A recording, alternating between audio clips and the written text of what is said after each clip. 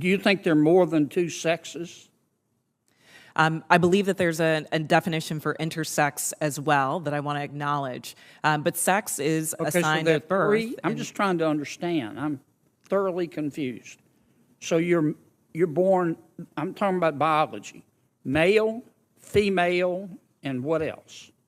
I believe that intersex is also acknowledged. But again, I'm not a doctor here. What I can And say what does intersex mean? is that there's a difference between sex and gender. And I think in these conversations, we're conflating the two. Well, but I want to start with sex, okay? There's male, there's female. When a baby's born, before the baby has had time to even have a sense of self, there's male, female, and intersex. Are there more than 5 genders? Well, I mean, I think that there was a time where women wearing pants didn't feel like it was appropriate for their gender, and yet I'm wearing pants today. I think that there are ways that we express our gender that are expansive. Are there more than 5?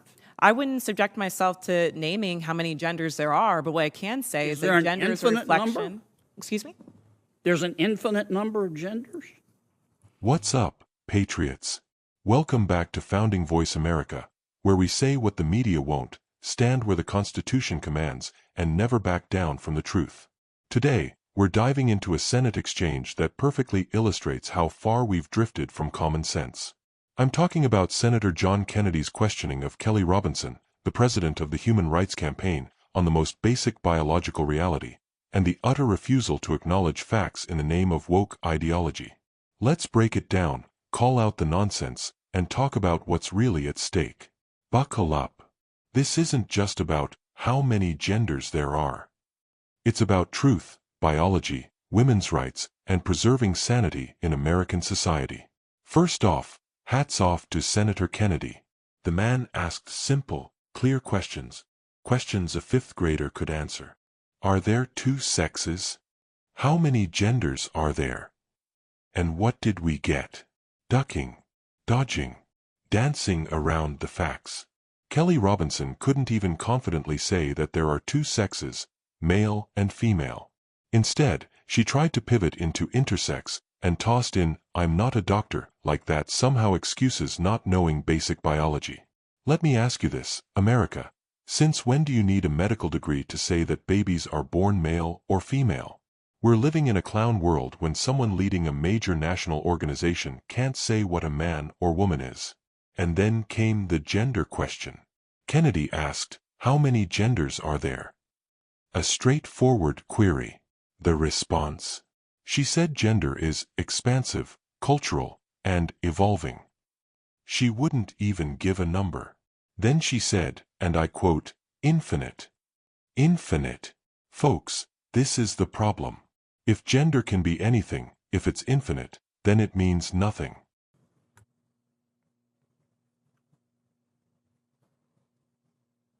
Senator Kennedy. Thank you, Mr. Chairman, and thanks to all of our witnesses here today.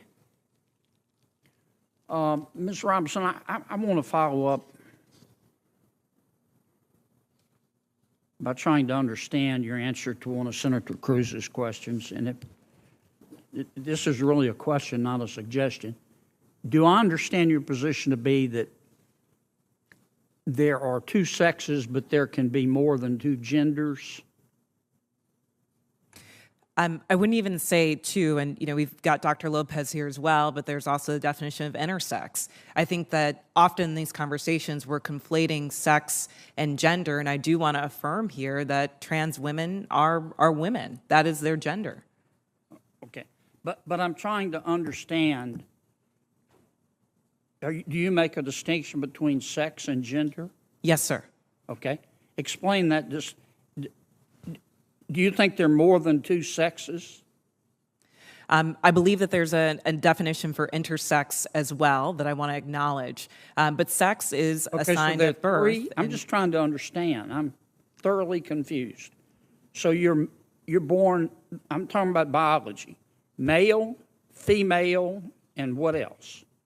I believe that intersex is also acknowledged. But again, I'm not a doctor here. What I can and say what does intersex mean? Is that there's a difference between sex and gender. And I think in these conversations, we're conflating the two.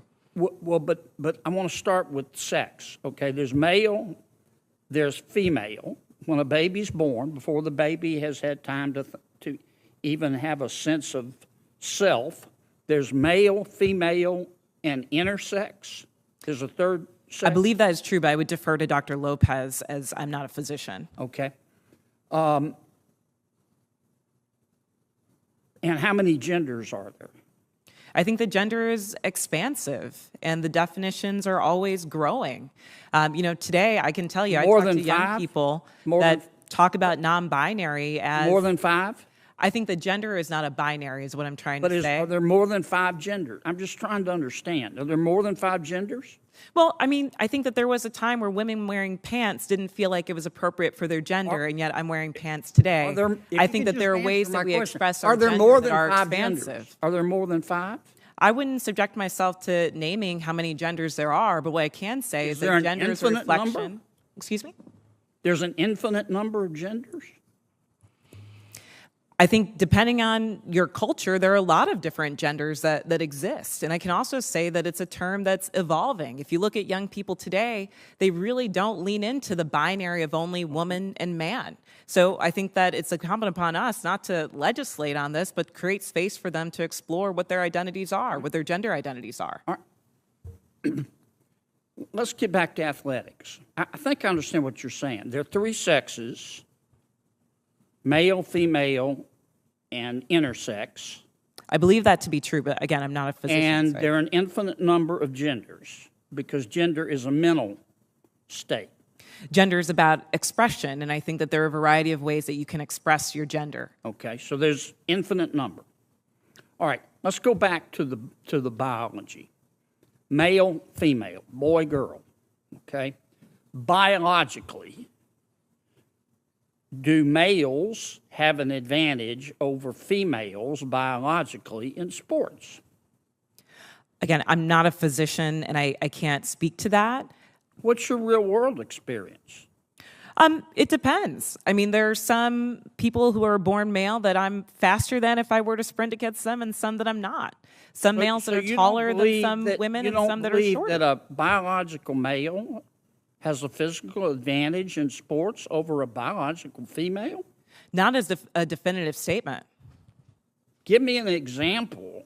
Well, no, I don't think. How many female members of the NBA do you see? Well, I can say that, there's been this news article about men that think that they could beat Serena Williams in tennis, right? That they think that they could actually score a point on her. And it's just not the case. She is stronger than that. What's your experience, Ben? Male, female? Both Serena and Venus lost to the 203rd ranked male tennis player, which they're phenoms for women. My experience, my husband, he swam at University of Kentucky as well. In terms of accolades and in terms of national ranking, I was a much better swimmer than him. He could kick my butt any day of the week without trying. Okay. I just think, Ms. Robinson, I'm trying to understand where you're coming from. I think you lose a lot of credibility when you don't concede that a biological male has physical advantages over a biological female. I just think that's a proven fact, and you really hurt your credibility. I understand you want the world to be a better place. I do too, and I don't think people ought to be discriminated against because of an immutable characteristic. I don't. And I think that I think everybody ought to be free to be themselves. And what you do in your bedroom or what I do in my bedroom with a consenting adult is nobody's business. But if what I do in my bedroom with a consenting adult, if I decide I want to tell somebody's child about it, then other people have rights too. And I think parents have rights. And I think biological females have rights to be able to compete fairly in sport, in sports. So I really think you hurt your credibility when you refuse to acknowledge that biological males have an advantage over biological females. It kind of makes me wonder about all your testimony. Thank you, Senator Mr. Chairman. Kennedy. I'm sorry, go ahead. What I'm trying to say is that there is not a definitive advantage in all cases. Sir, I don't know if you believe that you could beat Serena Williams in tennis, but I probably think that that's not the case. There are not all cases where all men are physically superior to all women. And at the end of the day, in this conversation, we're not talking about that. We're talking about trans women who are, in fact, women, who deserve to play in a gender that matches their sports, who deserve all the benefits that Ms. Gaines is talking about. And as a cisgender black woman, I can say definitively that my womanhood is not threatened by a transgender person asserting hers as well. Senator Hirono. Thank you, Mr. Chairman. I thank all of the persons who are testifying today. For Ms. Robinson, do you know what We've gone from understanding basic roles in society to being told that your gender can change by the day, depending on your mood, culture, or social media trends. What happened to truth? What happened to science? Let me make this crystal clear for anyone watching. Biologically, there are two sexes, male and female. Yes, intersex conditions exist, but those are rare medical anomalies, not a third sex. They don't negate the fundamental biological truth that male and female are distinct and objectively definable. Men and women are different, not just in physical strength and body composition, but in every biological system down to the chromosomes. That's not hate speech. That's science. And in sports, of course, biological males have an advantage. Senator Kennedy asked, do biological males have a physical advantage in sports? And Robinson couldn't say yes. Think about that. She told a story about her husband swimming in college, and how even though she had better rankings, he could kick her butt in a race. And yet, she still refused to admit that men are biologically stronger than women in sports. This isn't about opinions anymore. This is about protecting women's sports, about fairness, and about protecting opportunities that generations of women fought hard to win. Let me tell you what this ideology is doing to America. It's erasing women's spaces. It's confusing our children. It's dismantling biological truth for the sake of feelings. And it's replacing objective reality with subjective delusion. When you tell a child there are infinite genders, what you're really doing is planting seeds of confusion and instability. You're telling them truth is subjective. And when that becomes the foundation of your society, you lose everything: truth, order, and freedom.